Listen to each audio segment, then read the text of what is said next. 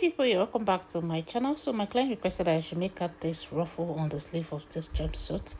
So in my own recreation, I used 10 yards and I cut it into pieces, into like 8 inches. The length of each is like I pieces it into 8 inches so that I can then proceed to pleating it or gathering it, as the case may be.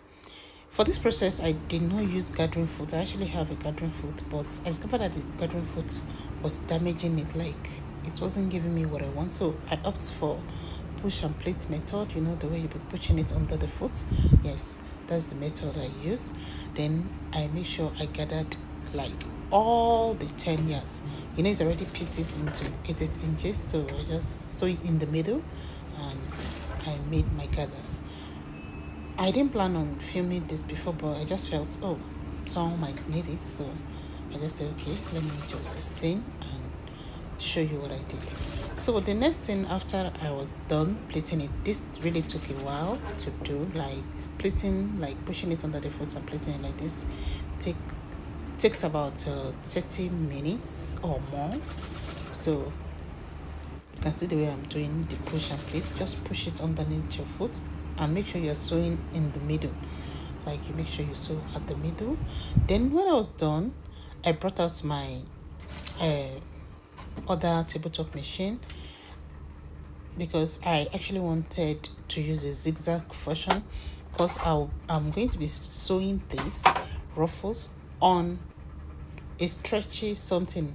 For this base, I use this bomber jacket band that you usually see in your polo, you know, that kind of band. That's what I use. So I first off cut the size that will fit the arm. So after I've cut that out, I stitch on it.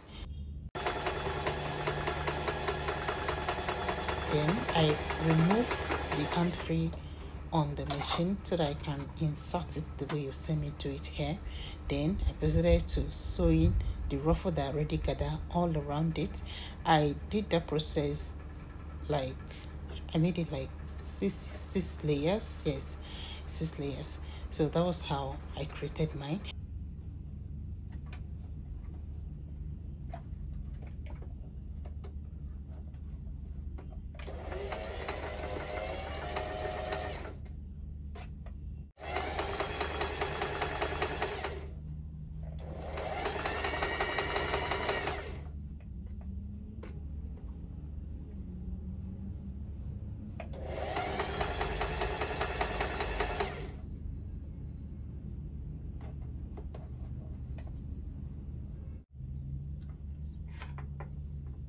But if you don't have this machine, it's okay if you have just a straight sewing machine.